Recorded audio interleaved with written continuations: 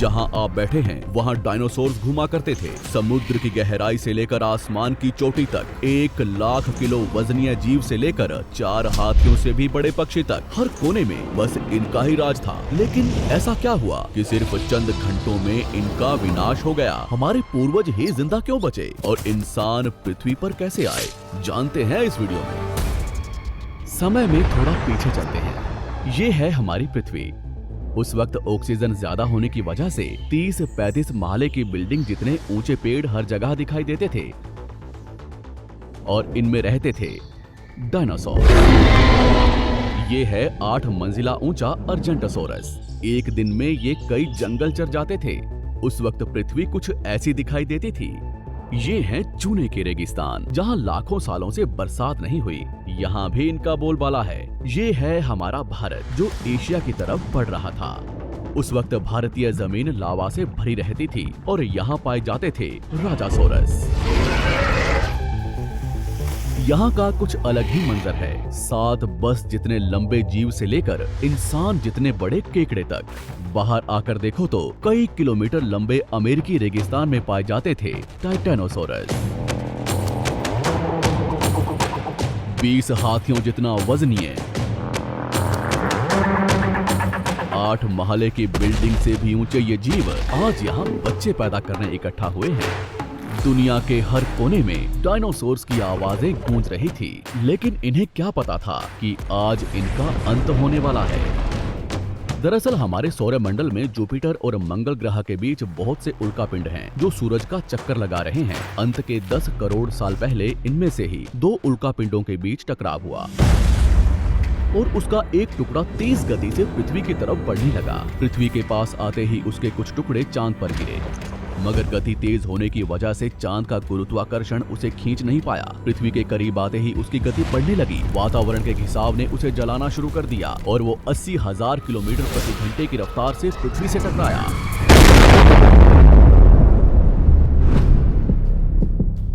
यहाँ रात के 1:30 बज रहे थे। टकराने से 4 मिनट पहले पूरी पृथ्वी पर उजाला हो चुका था।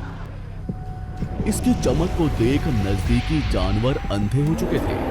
गिरने से पहले ही वहां का पानी सूख गया। गिरते ही विस्फोट से निकली ऊर्जा आज के 10 करोड़ परमाणु बम के बराबर थी।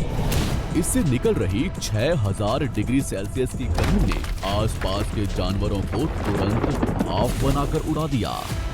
150 किलोमीटर के दायरे की जमीन अंतरिक्ष तक पहुंच गई और अब तक सिर्फ 5 सेकंड ही बीते हैं।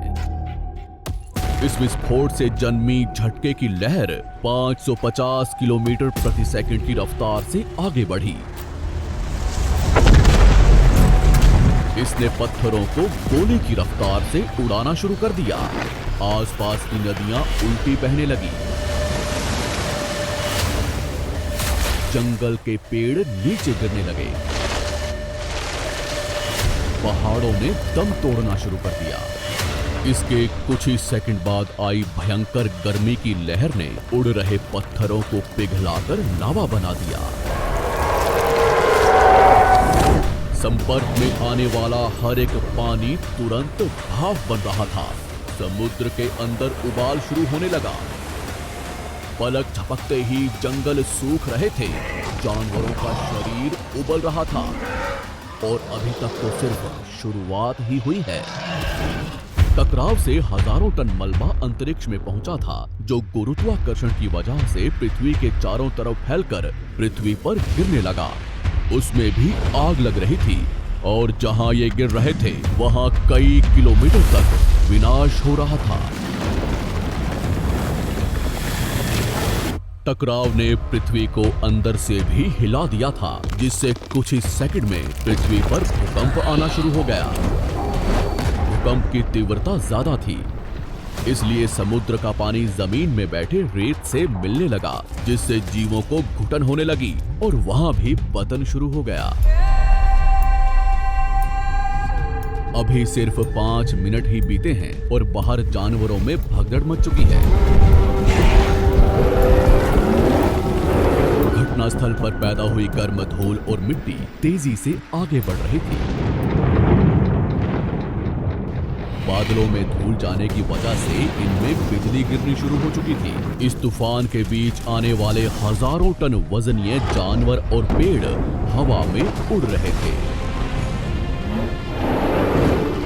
कुछ ही देर में ये तूफान अफ्रीका तक पहुंचा, जिससे वहां के चूने के रेगिस्तान वातावरण में मिलने लगे और बादल जहरीले होने शुरू हो गए।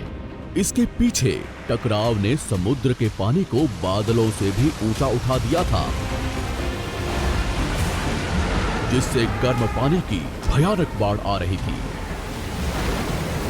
5 घंटे के अंदर पूरी पृथ्वी धूल से ढक गई। पृथ्वी का औसत तापमान कई 100 डिग्री सेल्सियस तक पहुंच चुका था। पूरी दुनिया के जंगलों में आग लगी हुई थी और भूकंप ने मरे हुए ज्वालामुखियों को उजागर कर दिया था। हर सेकंड पृथ्वी गर्म हो रही थी, ऑक्सीजन कम हो रहा था, पृथ्वी पर जमी बर्फ पिघल रही थी और नदियों में बाढ़ आना शुरू हो चुका था। इस महाविनाश के बाद ज्यादातर जमीन में रहने वाले कीड़े मकोड़े और स्तनधारी जीव ही जिंदा बचे थे। पृथ्वी की 70% आबादी विलुप्त हो चुकी थी। कुछ डायनासोर्स अभी भी जिंदा थे, जो या तो छोटे थे या उन्हें किसी गुफा ने बचा लिया था। समुद्र की गहराई में रहने वाले जीव भी सलामत बचे थे, लेकिन अब उनका भी समय खराब होने वाला था। कुछ ही दिनों बाद जहरीले बादल पूरी दुनिया में बरसना शुरू हो गए। दिन ब दिन समुद्र जहरीला होने लगा, जिससे समुद्री जंगल भी मरना शुरू हो गए। धूल से ढकी ये पृथ्वी ठंडी पड़ रही थी और कुछ ही महीनों में पूरी पृथ्वी बर्फ से ढक गई। हमारे पूर्वजों को डायनासोर से डरकर कुछ भी खाकर कम ऑक्सीजन के बावजूद भी महीनों तक जमीन में रहने की आदत थी।